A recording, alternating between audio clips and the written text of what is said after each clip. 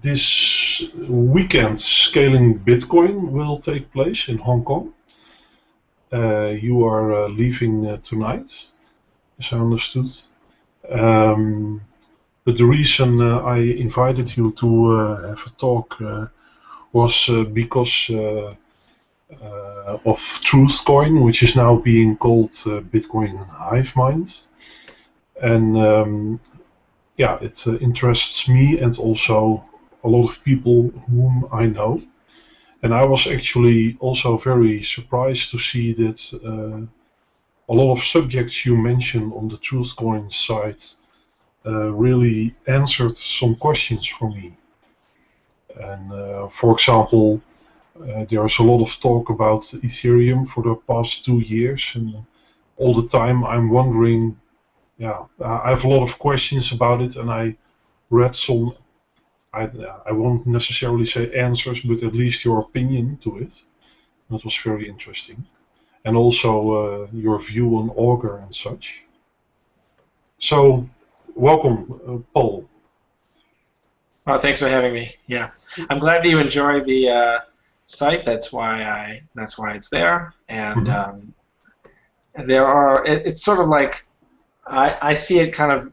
There's sort of like two sides of the same coin, or it's kind of like one big project of understanding, which is sort of creating a new Bitcoin project, but also explaining and comparing the other Bitcoin projects. I think it's like really kind of the same thing, and it's all about just what is possible with blockchains and what isn't possible, and what's sort of a dead end and what is kind of an important problem to solve. I think it's all part of the same thing. So that was kind of why it was all in the same name.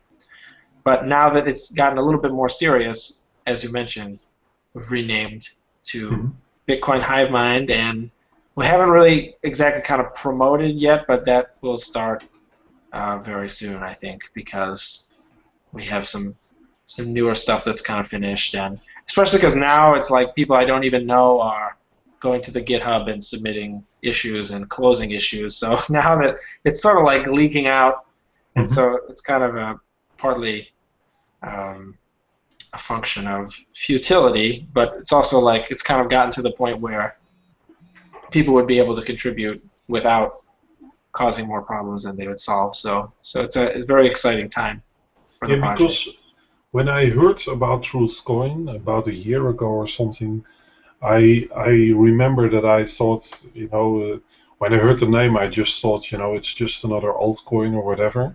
And when I read a little bit more, I thought, oh, it's some kind of academic project or whatever.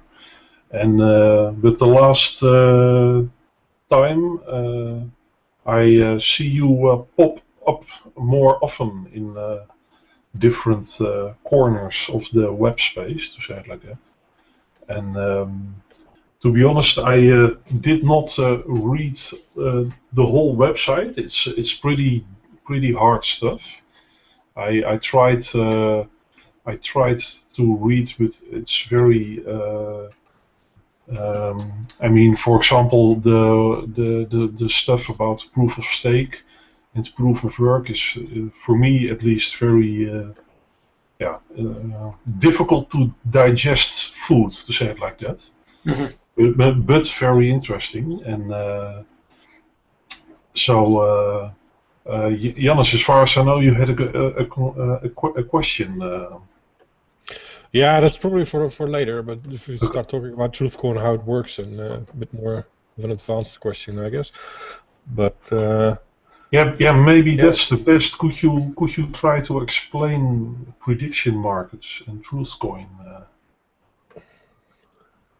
So prediction markets they're just the same as any other market, really. That's the kind of interesting thing about them, is that we use markets every day to determine the price of very boring things, and the price determines, who can buy what in the marketplace, and the market determines who gets what. So it determines allocation, and it determines production as well, because if the price goes up, people think, wow, I should really get into the the oil business because the price of oil is going through the roof, and I should research new oil technology, and I should quit my job and work on an oil refinery or whatever.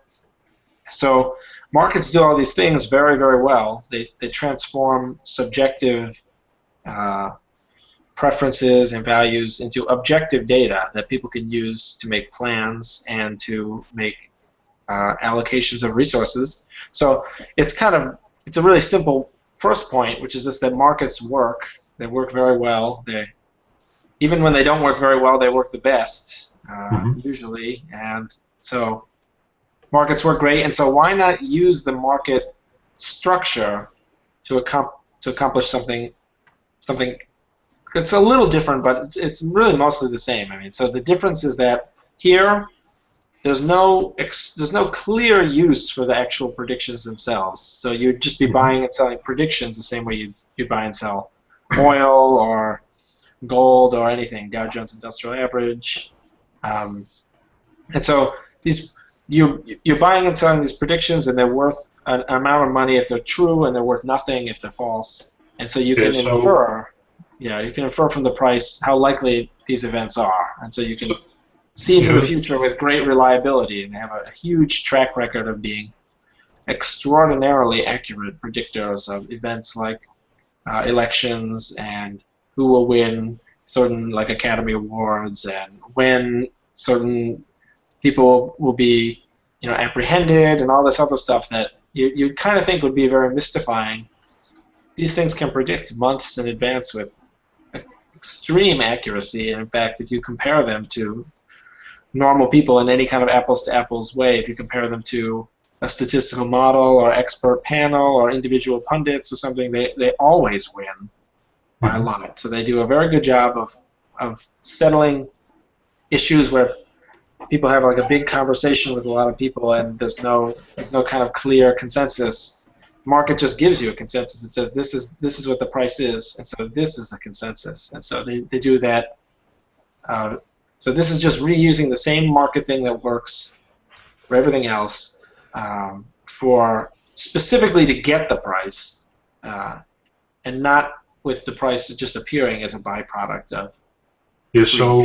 So for example, if you would have a prediction, Hillary wins the elections. And people can put their money on it, and the price is high. Yeah, what does that actually mean? Because is the price high when everybody expects that Hillary will win, or the opposite? Not everybody. So, say you've got a piece of paper, and it will magically become worth $1 or €1 or whatever you like, but let's say $1. The piece of paper will magically become $1 if Hillary Clinton is elected, and then there's a different piece of paper that will magically become $1 if and only if she's not elected U.S. president, in 2016 next year. So, what would it say to you if people are using the Hillary Clinton paper? Hillary Clinton does win. They're using those as like as if they were dollars, and if you went to the store, you could buy a $3 item for 3 of these pieces of paper. But no one cared what happened. Everyone was just throwing out the pieces of paper that were for Hillary Clinton not winning. They're just throwing those in the trash and not. I mean, a reasonable person would infer, not without needing to know really anything else. They could infer that wow. Whatever someone might say that they think, it's pretty clear that almost no one cares about what happens to these not Hillary Clinton pieces of paper, but people do care. They're treating this other kind, as if they're worth a whole $1. So you can infer the likelihood of the event, in this case, the likelihood of Hillary Clinton being elected president, just by inferring. They're just looking at the market price of these specific goods. Yeah, so if people expect Hillary to win, then the piece of paper which corresponds to her winning will be more difficult to get, because people they care about it. Yeah, they put value in it, or they append value to it, and the piece of paper which corresponds to Hillary losing, people don't mind because they don't expect it. So it's easy to get them. So in other words, they are cheap. So then it's um, if this is a prediction market and the price of Hillary losing is very low and Hillary winning is high, then it actually means so if the price is high, a lot of people expect her to win. But can you also say that because a lot of people expect her to win, that she will win? Or is that something that the market has to prove, to say it like that? Okay, so that's an interesting question. So one thing about the market price is that whether people kind of accept this or not, the market price is mostly unanimous. So when you say people believe that Hillary Clinton will win, the market price is mostly unanimous. So it's mostly unanimously agreed to be correct. Because anyone who disagrees can supposedly, according to them, make money by, it's sort of like there's free money sitting on a table that they can just pick up. By picking up whichever one is cheaper, they can just pick up. And then when everyone else figures out, as we get closer to reality, where these events will converge, this person will be able to either sell or just redeem this thing for $1. So there's this concept of a complete agreement with the price. There are these exceptions where people are, too risk averse, so the market isn't liquid enough for it to be worth their time to learn about what's going on, or if they, they're very, very poor and they don't have any access to lending or borrowing, and they can't team up with anyone or something like that. So there are these kind of things, but in general, the price is right, and it's always right according to everyone, because anyone who disagrees has the opportunity to change the forecast to something else, and the only thing that's demanded is that they pay up if they're wrong, and they get paid if they're right. So they have every reason to keep this thing accurate.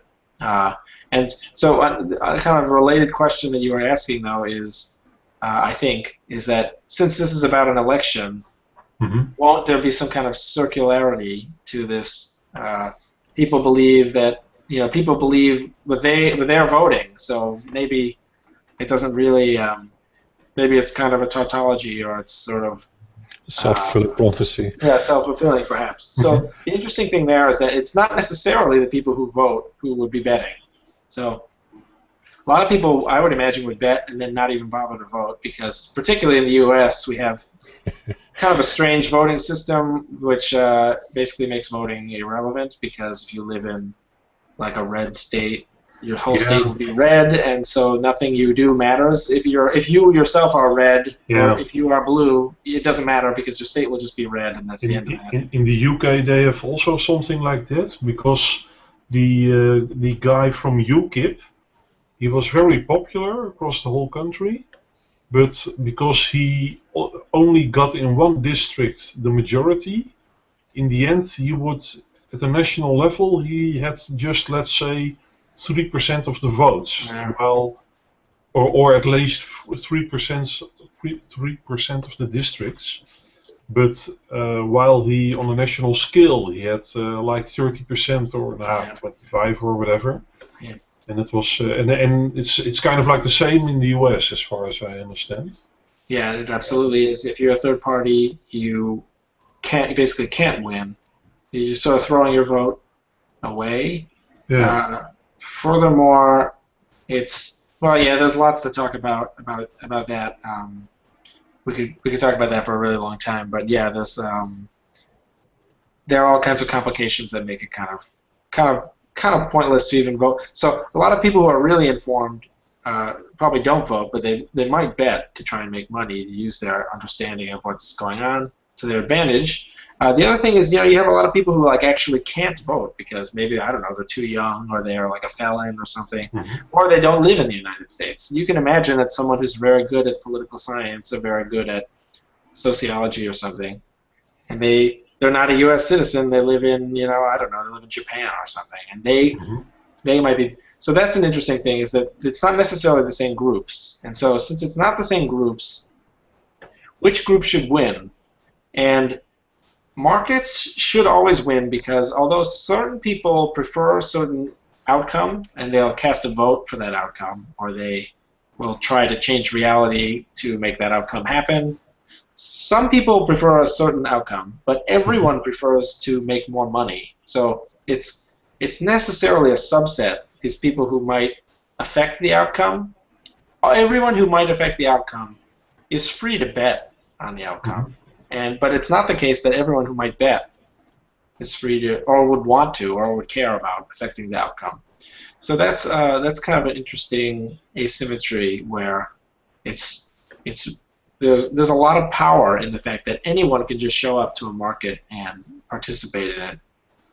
Anyone, and people can, of course. Another huge difference is that you only get one vote when you actually vote. But if you, in a market, you're free to double down. You can just keep going. Yeah, you can just say, I'm certain. I know exactly why all those other people have made the price 37, and I know it should be more than 37. And so they can just keep putting more and more of their own money down. It doesn't have to be $1. It could be $2 or $4, or they can take a second mortgage on the house and put the hundreds of thousands of dollars into this thing if they're sure that if they're sure that 37 or whatever the price is a steal.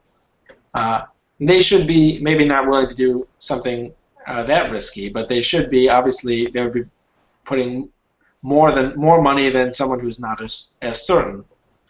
And a final thing is that markets reward people who have meta knowledge. So when you cast a vote, you may cast a vote simply on principle because you agree with the candidate. Maybe you cast a strategic vote, maybe you don't. It doesn't really matter. But the point is, you cast a vote, your motivation, most people's motivation is purely altruistic. They believe that this is the way the country should be governed and approved, and they cast the vote for that reason. But with a market, you want to look at, okay, what do I really think will actually happen in this voting outcome? And then you look at the market price and you say, why is the market price that? What does everyone else, everyone who's not me, because anyone can participate, anyone can participate in the market, anyone in the whole world, and you say, what's so different about me that I think the price should be this versus some other thing? And if you think, well, I don't really know, I don't think there's anything special about me, you'll just shut up and you won't put your money into the market. And that's the magic that makes it work. The magic that makes it work is that it just filters out all these people who don't have this kind of moment of certainty that says, I know why my contribution to this market is the most important out of everyone in the world. Because people would look at the market price and they'd say, oh, well, the market just hasn't learned about that the news broke that, candidate X murdered that person or something, and they're going to lose, and I'm the first one to know about that, or something like that, or they know, like, I'm an expert on this, and there's going to be an oil shortage right before the election that will make everyone miserable or something. So that's a big difference.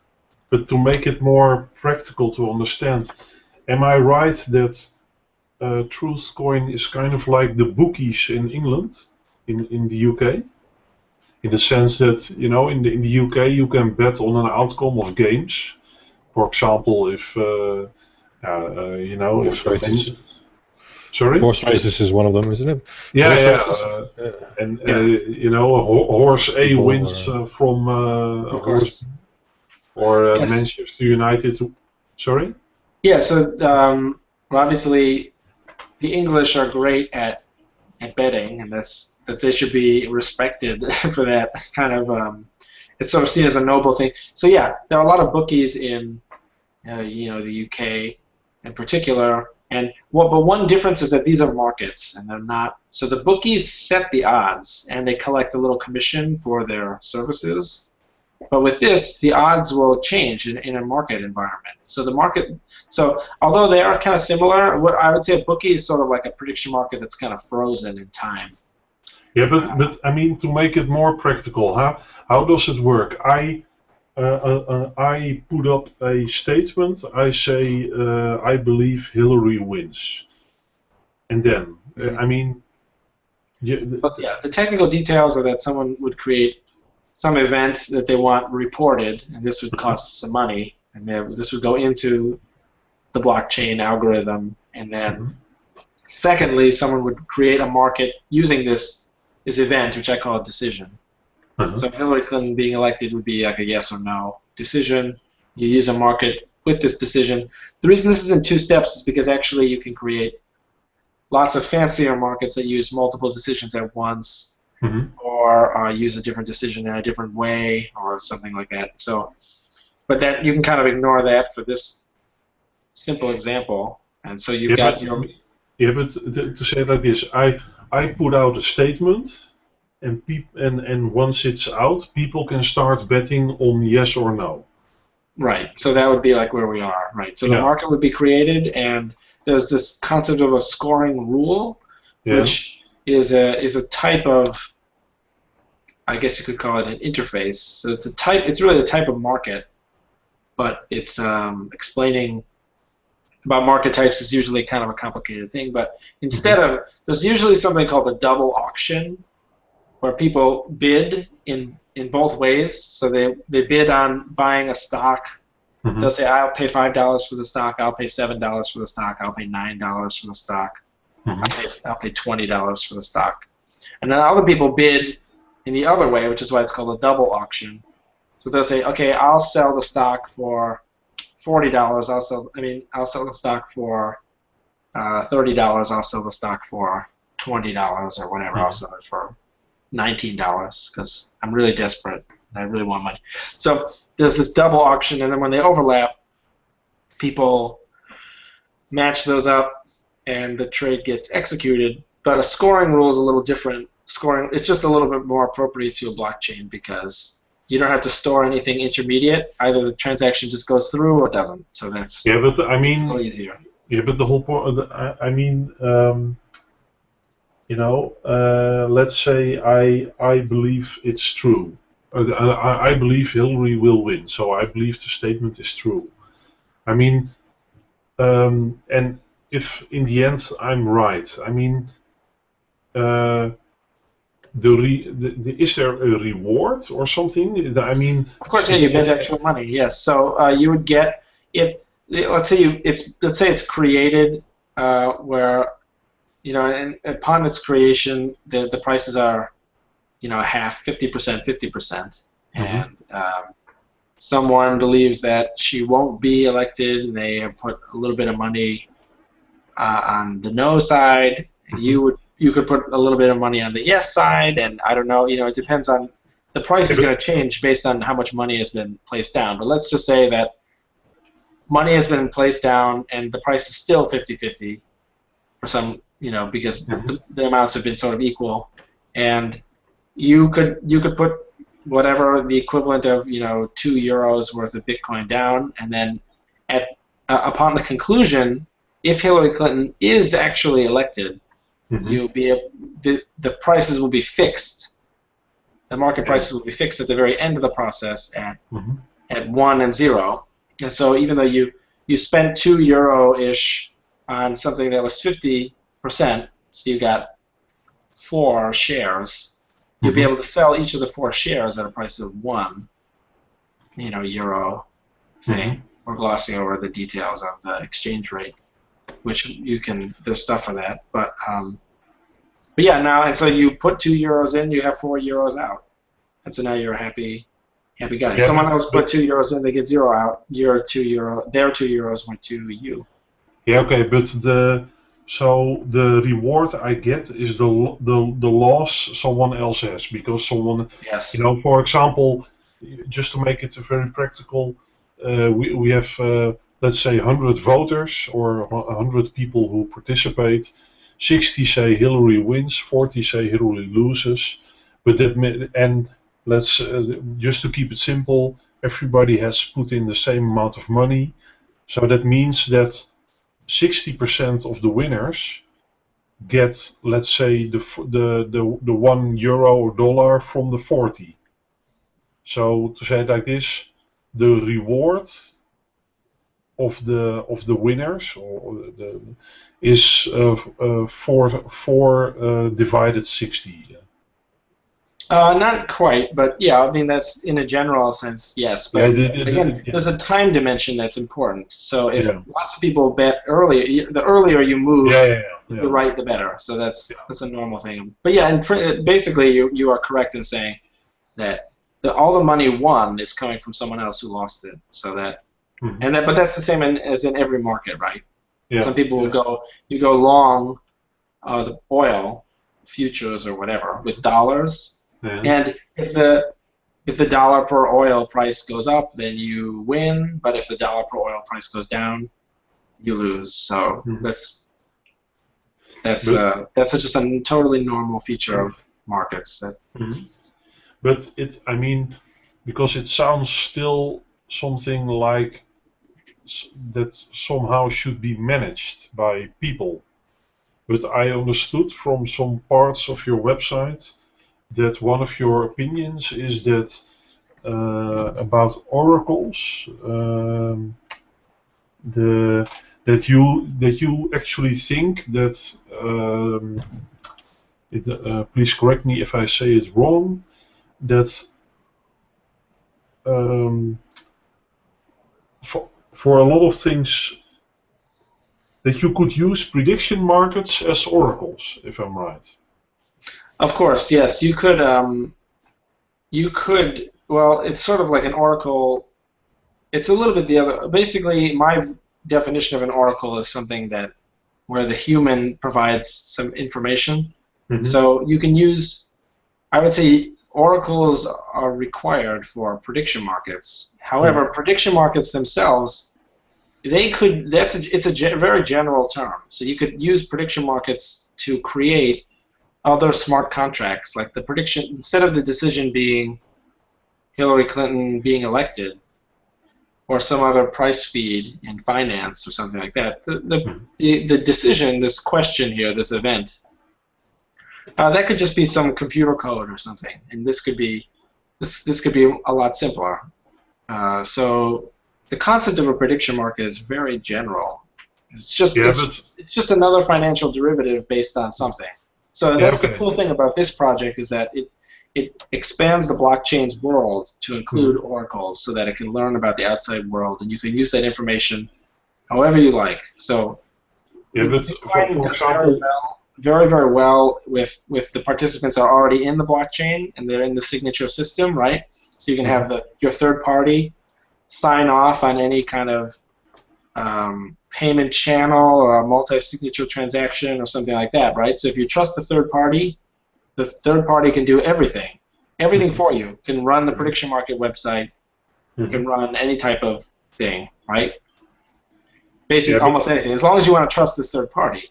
But as soon as you want to do something else where you want the data to be trustworthy and you don't want an individual to have the authority to manipulate that data and steal the derivative funds, then that's kind of where this thing comes in. But yeah, Bitcoin you can do almost everything with. This is kind of a very ambitious plugin. Yeah, because I understood that. I mean, the one of the problems I often have with understanding smart contracts, for example, is that, I mean, in a conceptual way, it all sounds very nice, but then you think,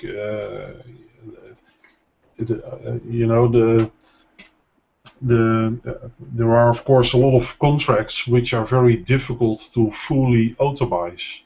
Oh yeah. And I understood that your idea would be that, for example, if we have a prediction market which says that Hillary will win or lose, that and the market somehow has to get to know if she really won or lose. Absolutely. And then the idea is that people can cast a vote if she really won. I mean, if if they have the conclusion that she really won, and that she and then you take the general outcome of that vote, if I'm right. And the general outcome of that vote means if she has really won, and that outcome can be used by the prediction market to know what was the outcome of the election. Yeah. So the question of how does the blockchain actually learn what happened? That is what the project is really about, and what the white paper is really about, because that is very difficult to do for a lot of obvious reasons. That if there's millions of dollars hanging on this marketplace, anyone who can change what the blockchain concludes can take all that money. So I do a variety of things to try and make that data available in the correct way. And one way is that I exploit time.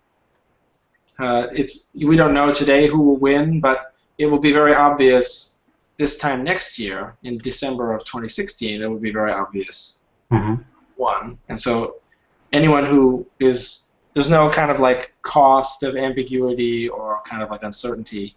Anyone who doesn't say the right winner, the right answer, is deliberately intending to lie. So that's a nice thing. We can make the search costs very low by just putting them after the event actually takes place. And since this is all like a finance marketplace thing, as long as the ultimate resolution is correct, it shouldn't really impact in any significant way people who are using the marketplace. So so that's kind of a cool thing. But the main thing I do is I have people, I kind of block the votes into big groups, to big matrices. So I force multiple people to vote on multiple things. So one person doesn't just vote on Hillary Clinton. You have to vote on everything, and they're all blocked based on time. So they probably don't have very much to do with each other other than time, although they may, and that's fine. But so it's kind of like at the Dutch television. There they often, and I guess it's the same in America, they often have panels from viewers of that show. So then they have some news about the Dutch politician saying something, and then they ask their panel, "What did you think of it?"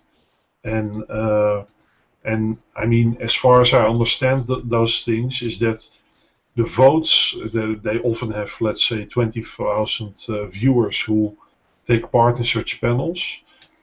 And the longer someone has voted, the more meaningful his vote becomes in the next vote, because you can kind of normalize his votes.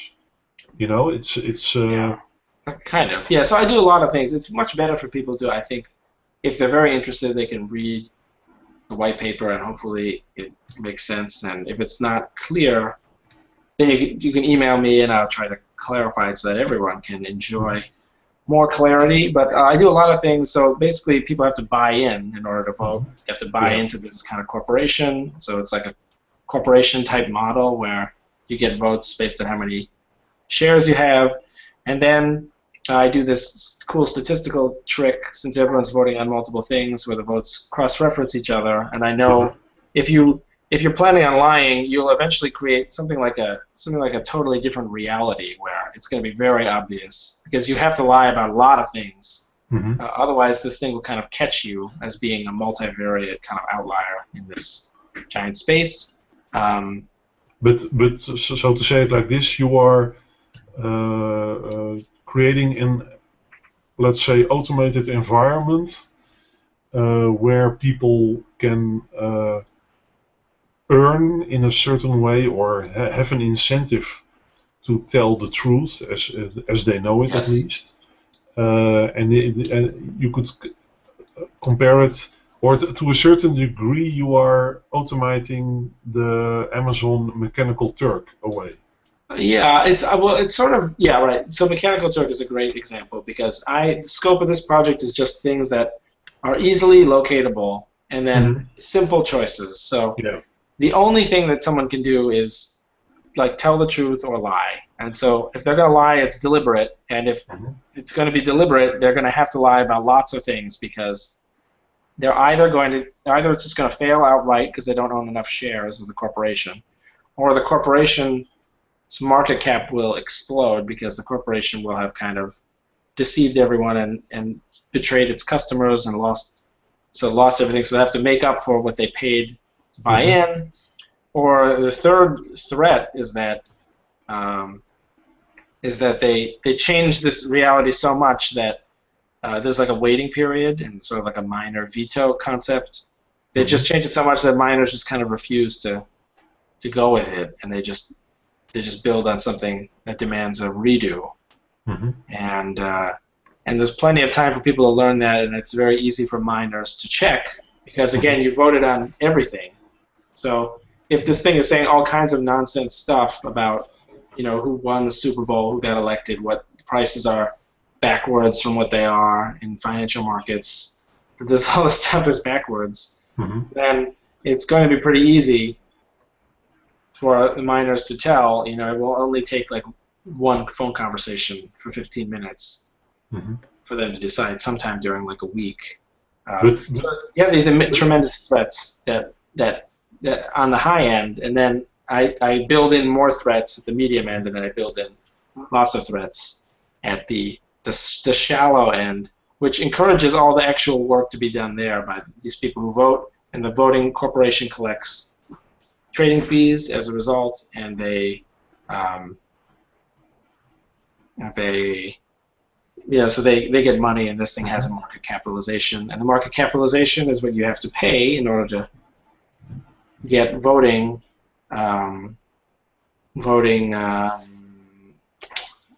ability or voting weight, and so that prevents civil attacks, etc., exit scams, because you don't want to exit scam now. You can just sell your shares. If you've been doing great, you can just sell. If you added a lot of value and built up a lot of reputation, you can just sell it.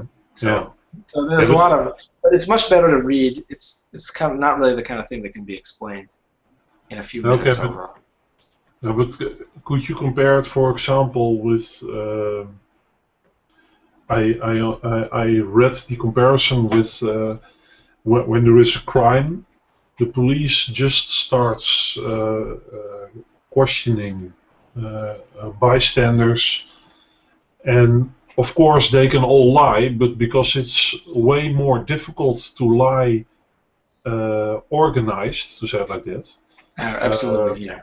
Coordination, yes. Yeah. You're completely correct. Yeah, that's it. So the whole point is that everyone already knows what the truth is for free. Yeah. It's easier to tell the truth than it's easier to tell That's the principle. It takes less coordination to tell the truth than to lie. Because you can already coordinate with reality because you just saw it. Yeah. And exactly. I mean, and could you also compare it to that? I mean, the idea behind Bitcoin mining and behind absolutely, yes, the double spending is that Bitcoin in itself, strictly speaking, is not, the transactions that end up in the blockchain don't necessarily. They are not necessarily a complete true resemblance of all the transactions, but it's just it's just easier to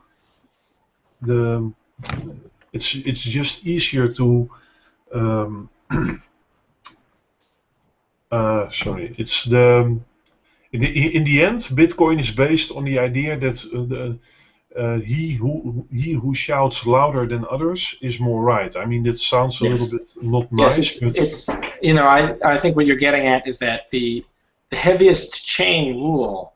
Yeah. That's reality. It's known to everyone. Everyone can add up all the different possible chains, and they can see which one has the highest number of points, the highest amount of total work, and so that's exactly how Bitcoin works. And so everyone knows. So someone might say, you have this incentive, okay, let's move on to this other chain because we'll double spend and we'll make a lot of money. But in both Hivemind and in Bitcoin, you can't double work, right? You only own a certain percentage. The corporation has these shares, and they add up to 100% of the voting power. And so if you allocate your voting power to one thing, you can't allocate it to another thing, and you will suffer financially if you aren't with the consensus. And that's exactly how mining works, because if you mine on top of the wrong chain, no one will accept your coins, and you spent a lot of mining power on nothing. So it is very similar in that way. Okay. And I was also wondering, are you known with the Liquid Democracy project? I'm actually not, but I have some ideas. So I have a strong feeling that my fate in the future is going to be related to something like I have kind of like a second kind of idea past this, because part of this is that you'd want to vote. What you'd like to do is delegate votes. Yeah, what you would like to do is you would want to have individual citizens vote for a candidate based on how likely that candidate is to achieve some goal. Mm-hmm. But usually the goal would be something like low unemployment or high GDP or something else, economic growth or something. And those things, if it doesn't matter, if those things are measured by the government and provided centrally, it's kind of not going to work. So I have a strong feeling that I'll be involved in another kind of project later, which is about more of like a grassroots kind of making sure that voting is transparent, making sure that data is transparent, and other kind of things like that. So, but I'm kind of putting that off a little bit. But from what I've heard about it. I'm missing, to be honest, I'm missing your point about the GDP stuff. But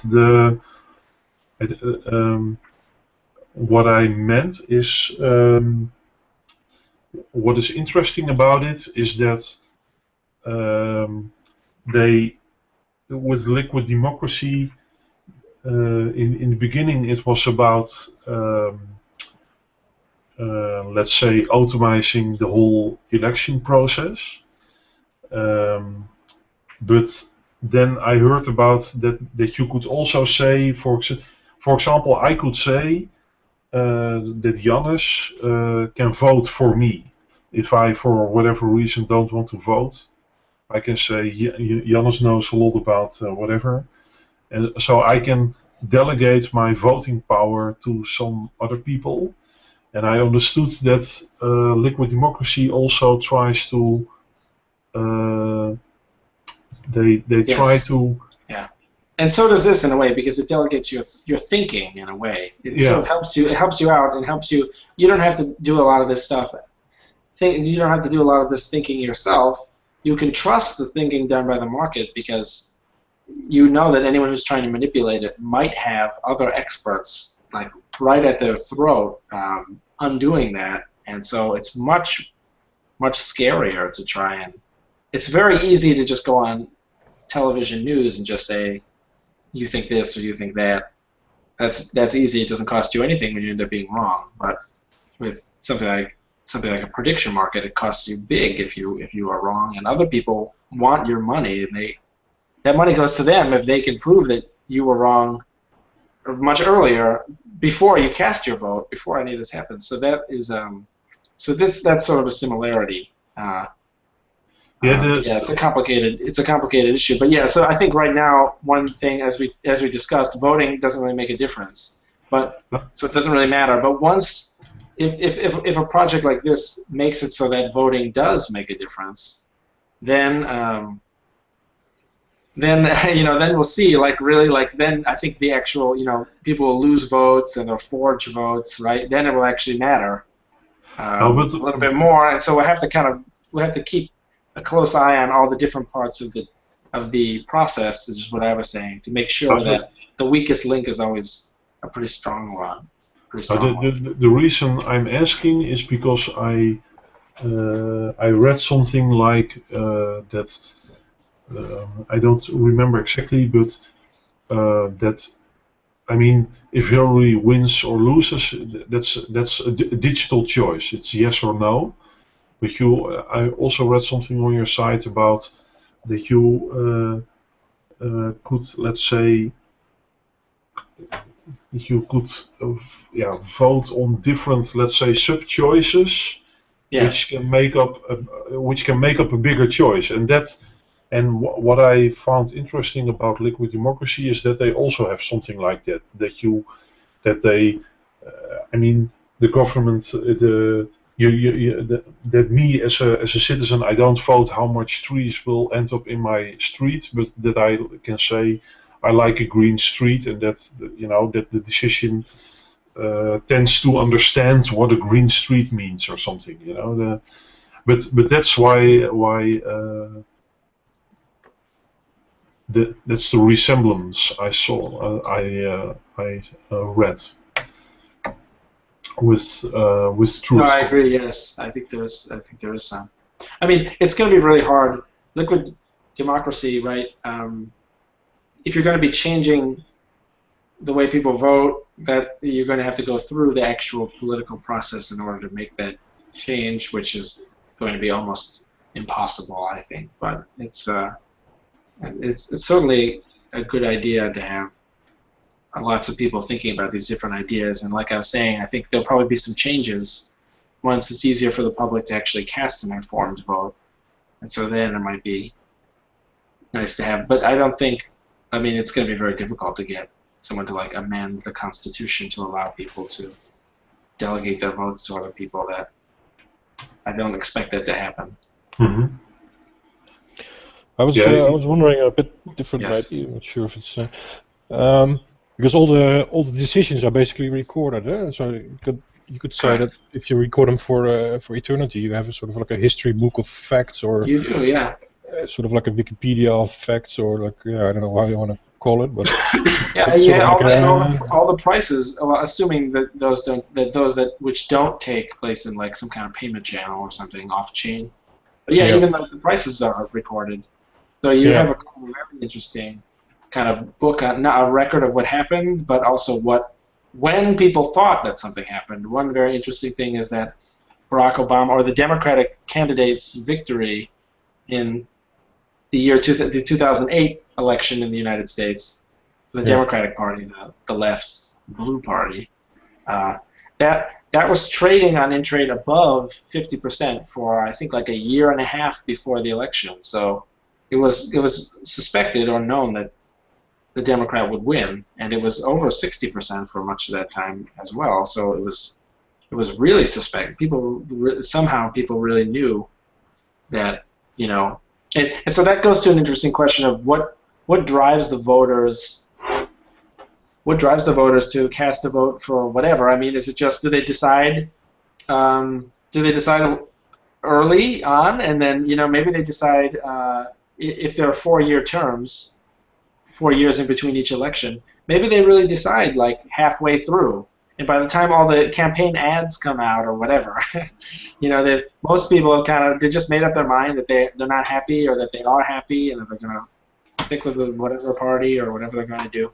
But one thing though is that the negative ads are to manipulate voter turnout primarily. They're not about, but they don't seem. But that still wouldn't matter, right? Because if something is over 60%, I mean, that's pointing to a likelihood that this thing will happen. And if it happens, and if that likelihood happens way earlier, like way before all this ad spending, it's kind of unknown. Like what effect, if any, what we'd really like to get away from, right, is people attempting to manipulate who you vote for at all through a debate, through an ad, through anything. Like what we just want whoever the best guy is for the job. We just want to be able to find that guy. And we don't really care about our guy or girl, of course. That sounds really good, yeah. Although I'm afraid it does give smart people more insight into what a good or a bad strategy is, and next time they will find a better strategy. Yeah, maybe, right. So, right, of course, this would make it more easy for them to manipulate. That's an interesting concern. But hopefully, on itself. One would hope that's completely right, but I would hope that the arms race would terminate ultimately, and people they would sit down on day one of the planning, right? And they'd say, we need to get this guy elected. And they need to say, what economic strategy would actually work? What would actually work so that when the traders ultimately start attacking this guy, they start betting on him and good economy overlap, that they bet that our candidate X, that we want to win, they'll bet that he will be great, or he or she will be great for unemployment or something. So they'll put together a plan that actually will decrease unemployment, which is exactly what we want. And in fact, if both candidates are doing that, we don't really care which one we. So exactly. The right policy is sort of the side effect of. Exactly right. That's part of the that becomes part of the arms race.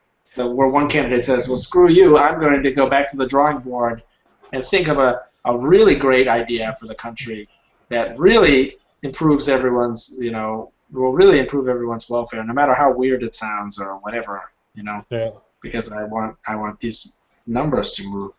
And so that's kind of a hope, obviously. It would be. That would be much better. Would definitely nice, yeah. And I had another one. Assuming that there's at least a bit of like self-fulfilling prophecy going on with voting for politicians and stuff, then you would think that like the Hillary campaign would buy like a lot of the Hillary wins bets. So they put in like $1 million or whatever. Is that it will have obviously influence the price, but will the price go back to like the real price, like the? Yeah. Not only am I not concerned about that, I'm almost counting on it in a way. Yeah. So it's subsidizing the money. Yeah, they've subsidized the market in a sense. So if they put $1 million in, now people think, if someone knows that. So this goes back to the meta knowledge point I tried to raise earlier, where if people think, hey, wait a minute, this price just moved kind of basically for no reason. I mean, it's not like anything relevant happened, or I don't think anything relevant happened. So I wonder why is the price up? And then they think, maybe Hillary Clinton just dumped a bunch of money. Hillary Clinton campaign just dumped a bunch of money in there. And so this would encourage people to kind of investigate and research what it is. What it is. Basically, they research at the conclusion of this arms race, they would be researching the factors that lead to how likely it is that Hillary Clinton is elected. So they'd be looking at the actual real likelihood. Yeah. And that is that's exactly what you want them to look at. And so, but there are lots of reasons why I'm not really worried about that. I mean, one is that if the Hillary Clinton campaign is doing this, there will be people, unpaid interns or whatever, or people who don't really care, janitor or whatever. There'll be people who kind of like find out about it, and they'll know that, hey, wait a minute, this is all fake, I should be picking up a couple of these cheap shares on the off chance that this plan fails, and now there's really cheap shares that'll be worth $1. I can get a huge return this way. Yeah. And there will be lots of people like that. The sheep attract the wolves, is sort of a saying in finance, and so there are these people around, and they can like trade for fun or trade to like do whatever. But they will be killed by the wolves. The only question there is the market going to be liquid enough? Because there's a fixed amount of shares, isn't there? Or no, that's not the case. But the shares are issued by the rule, and so that's a very interesting process. Of course, there are a fixed amount, but it's some giant. There's enough demand. But it's not like a. Yeah, but you are right that there's a liquidity. There's always a question of liquidity everywhere, and so the people may spend money and move the price in an annoying way, and people just think there's not enough money sitting in this market for me to bother wanting to correct it. That's why it would be it would be phenomenal if the Hillary Clinton campaign would dump $1 million in the market, and just like that would be very cool, because lots of people would be betting on no just to buy these shares that are worth near zero, and it's certainly not a foregone conclusion that zero is certainly too low. So anyone with a finance mind. You know, you just have, it's just your basics of finance, right? You'd have, maybe if there are 100 prediction markets and they're all manipulated so that the price is pushed to 100%, 0%, then all you have to do is you take $1 and you just split it in all the markets, and you just buy a little bit of the 0% in all of them, and you end up with tons of shares because the price was basically zero or near zero. And you end up with tons of shares, and there's no way that all of them were really zero because they were all manipulated. And so there would be lots of people making a lot of money off of it. But there need to be enough shares, but I guess more shares. Yeah, liquidity is unfortunate, yes. You do need people to disagree and for them to fight it out in the market with their money to build a more liquid marketplace. So that one thing that I built in is that the people who create, they list the decisions and they list these markets, they create them. They're sort of like entrepreneurs, and they want a lot of trading in the market. So they'll only create an event if they think that there will be trading in it, and they will get rewarded if they are right and punished if they are wrong. So they pay like a fixed amount, and they get a percentage they get a cut of the trading as a result. And one thing that they can do to encourage, to kind of kickstart this thing, is not only can they just buy and sell as a trader themselves, but they can do this kind of operation within the market scoring rule that makes it more liquid, the market more liquid on all sides. So I would hope that they would do that, but that, of course, that costs money, and that's money that they won't get back. That's a part of their investment in the market. So I don't know exactly how that would play out, but I've tried to give people the tools so that if there is any preference overlap, then everyone can take advantage of it. But Paul, you mean that it simply is not interesting. The Truthcoin needs disagreements because things where everybody agrees about it just doesn't make sense to make a statement out of it. Right. Okay. Yeah, because there wouldn't really be a lot of trading. Yeah. So you'd want something where you'd want to have a case where two people disagreed publicly, and you could create the market, and you could challenge both of them to put up some money, and then maybe you would succeed in getting one of them to back down, and you'd resolve the disagreement. But you wouldn't really get a lot of money that way, as the guy who listed the thing. So that's kind of an annoying little thing. Is that so? What you really want is two people who are really, really committed to their position. So you want the big disagreements in the world, and so you want to solve the biggest problems that for example, really, really disagree. So, for example, Janus thinks that Jeff Bezos will be the first one at Mars, and I think Elon Musk will be the one. That could very easily be. That's kind of personal, but yeah, you could see people getting excited about that, because it's Mars and it's Elon Musk and it's space. And they both, and they both really serious about it, yeah. Yeah, but could it also be that for example, that Elon Musk and Jeff Bezos agree on a prediction, or agree that they kind of have a duel, in the sense that they put out a prediction, and that, for example, could they themselves somehow profit from a prediction, in the sense that, let's say that Jeff and Elon on Twitter agree that the one who wins the prediction gets some reward or something, which makes it even more easier to get to Mars or whatever. Because they get more money or whatever. Is that? Sure, someone could say, complicated thing like, conditional on them winning this grant money, will they make it to Mars? And they can bet in the prediction market that if they get the grant money, they'll make it to Mars. And then they can show people, hey, you should give us this grant money because look at how much more likely we are to make it to Mars. Or you should back us, our idea is better. Or the individual engineers working for Elon Musk or whatever, Musk could set up a prediction market and say, okay, here's strategy number 1, here's strategy number 2, and here's strategy number 3. each of them might take us to Mars or might end in failure. And which of the three is most likely to actually succeed? And then people could bet there within the company. And that's a new. You wouldn't necessarily need a blockchain for that because a private company could just do it with their own database or something. But that's a cool prediction market thing. Is that a lot of times, to quote Robin Hanson, when you ask people a question, most of the time they tell you what they think you want to hear, or what they want. They tell you some kind of thing that they tell you what they want to be heard as having said for some political reason. So when you ask people a question, they usually tell you what you want to know and not what they really know.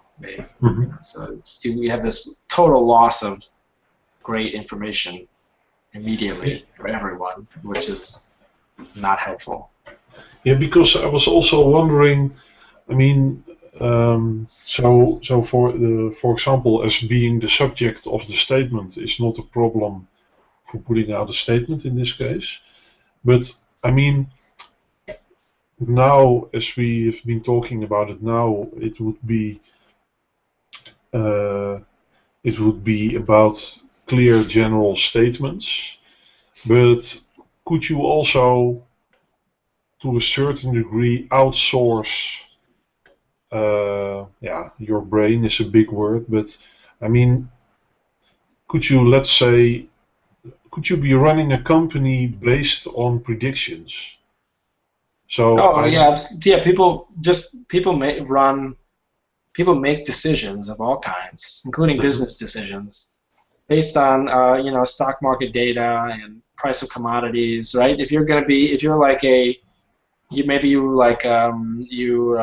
you remodel homes, you build homes, you build houses. You would need to know like the price of things, like the price of copper, copper futures or spot prices or whatever. If you're going to put in copper pipes or plastic pipes or whatever. So people use market data. They kind of free ride, really. They free ride on the market data. They use it even if they're not directly participating.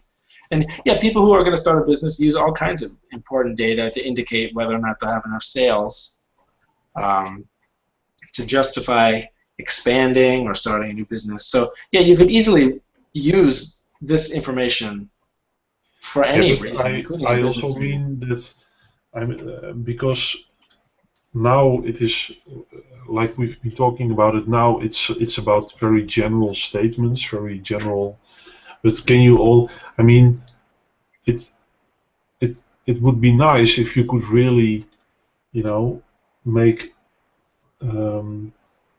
if you could somehow outsource your brain capacity or that's your basically what decision you're doing making. by betting, I guess. Sorry? Yeah, but that's kind of what you're already doing by betting, and then you basically giving your information. Just to say it like this. Could you write a program, a decentralized autonomous organization or whatever, and say that, for certain degrees the program wants to know outside real world decisions, or somehow sometimes there have to be made decisions, and that you could say I use the prediction markets as the oracle for those decisions. I don't know about that because maybe, I don't know. It's not really clear because the oracles only be listed if people think that there will be trading fees. So I don't know. But yeah, you could use this process that I built in just a direct way, and you could just say, this is sometimes called like eigentrust or something, where you with the vote cross-referencing thing, and you could just have that happen like a discrete time, and not have this ongoing kind of corporation thing.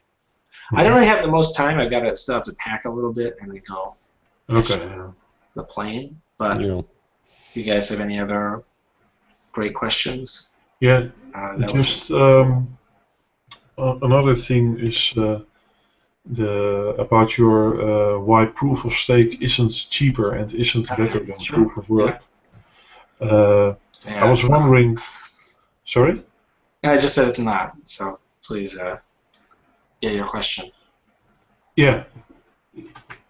why proof of stake isn't cheaper and isn't better than proof of work. And could you, because we were talking about the elections in America, I mean, could you, to a certain degree, compare it to, in theory, elections are, are very sound in the sense that, if everybody chooses and make up their own mind, it should work. But in reality, of course, the candidate with the most money is, in the end, the most likely to win the elections. I mean, not necessarily, but it's always good to have some billions behind you.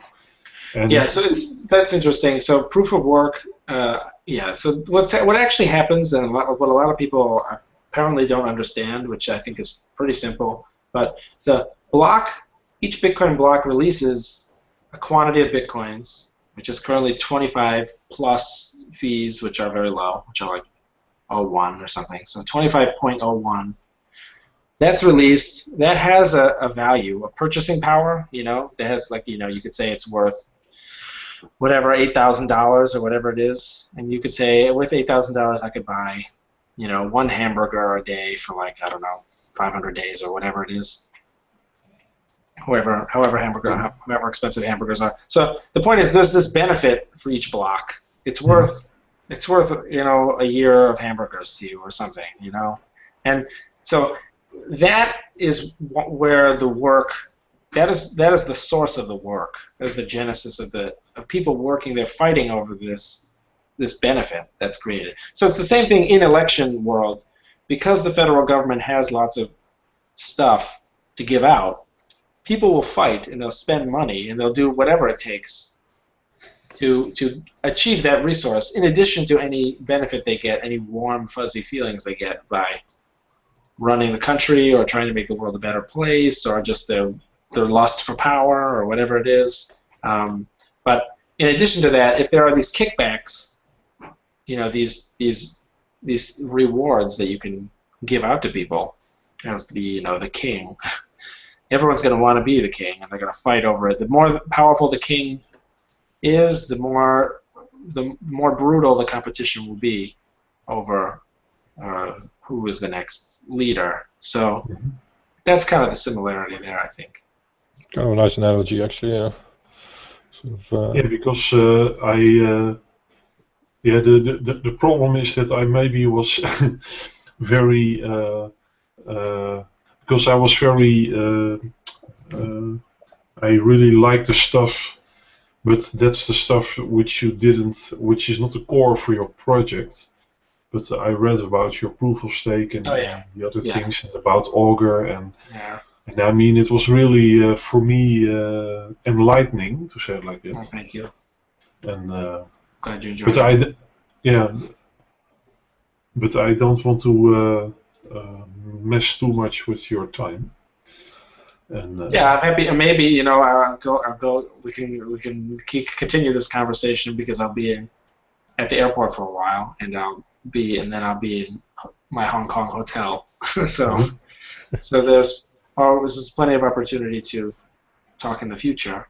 Yeah, of course. And I mean, if you like to, we would also like to, because at least to me this is a very unexplored area.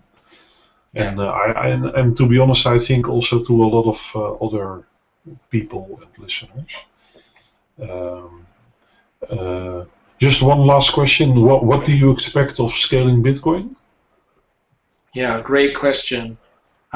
So I have kind of a problem. There's a little bit of a contradiction, isn't there?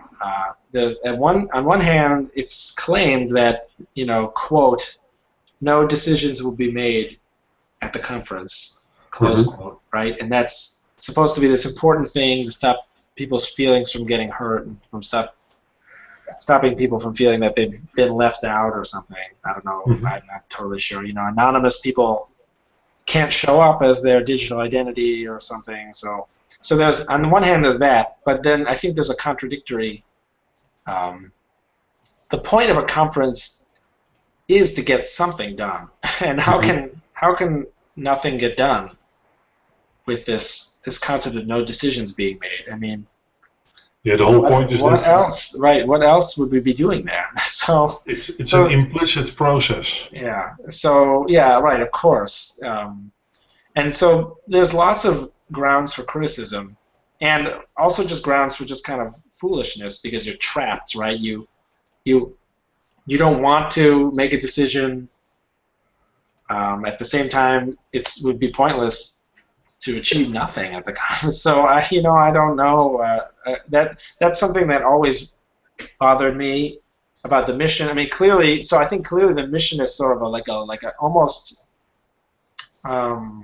Kind of, I don't think it's like a wink, like don't decide anything, but secretly do. I don't think that's the case, but I do think that there is this kind of vague hope that it's just sort of like bring everyone in the room and just kind of hope that something will happen. And so the Montreal conference, everyone took it very seriously, and I think it went great. And I think there was a lot of happiness produced, and a lot of understanding. And everyone got to benefit, I think, and now it's all like on YouTube, and people can benefit if they wish by watching those things. And I hope that's what I expect to happen. To answer your question, that's what I expect to happen again, that there will be more happiness and there will be more benefit. But there is this looming contradiction of what exactly is the point of all this. And I have a lot of ideas on Bitcoin's governance, and I don't know exactly what. I mean, I'm not sure what the future holds for that. But this contradiction bothers me, and I hope it bothers other people because it doesn't really make sense, does it? Yeah, but maybe you should see it like because as far as I understood, people were in the past were shouting at each other on forums. Yeah. And this is a way of getting people together in one room, one big room, and to listen to each other. And of course, there is an implicit process at the least. And so, I mean, yeah. So yeah, I think it will be. I think it will be very helpful. I kind of think we should just drop the. Why is it saying that no decisions will be made? I think it should just say. Decide whatever you like. When you need it, and don't feel like you have to wait. You don't have to wait for the conference. You can decide earlier, or you can decide afterward. I mean, what difference does it make, right? I mean, this is all arbitrary anyway. There's no leader, so it's just kind of like you can make any decisions you like before the conference, and then you can make any decisions you like after. But during the conference is the one time that you can't. Like, what does that even mean? Like, who are they even speaking for when they say? No decisions will be made. Like it doesn't make any sense to me. So I mean, it was a nice attempt to make people feel good, but obviously I want people to feel good, ceteris paribus. But like I don't know what that's supposed to be. That's not really anything. So I think the contradiction. We can only have one, and I think we should drop that.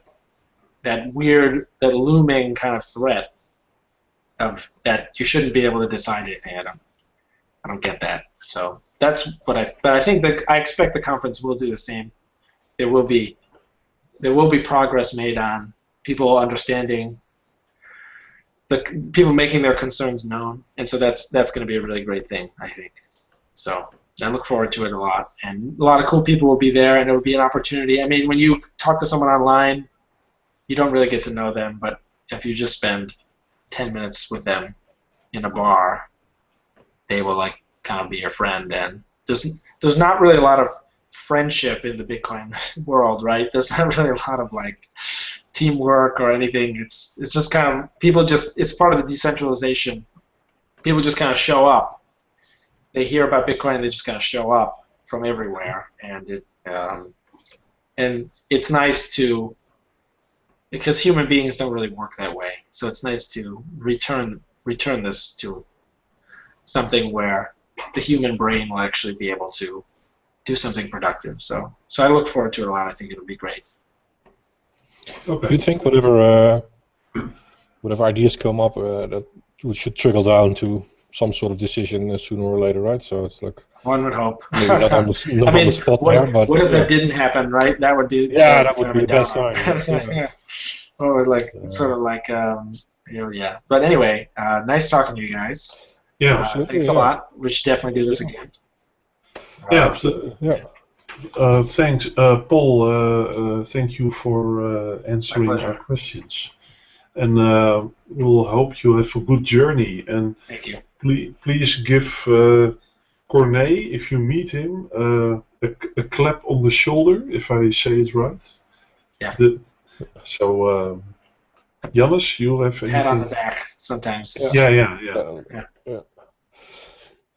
Thank you very much. Have a good trip there, and hopefully you get to share some good ideas with all the people there. Hopefully. Let's see in some sort of decision later on. All right, thanks guys. See you later. Okay, thank you. Have a good time.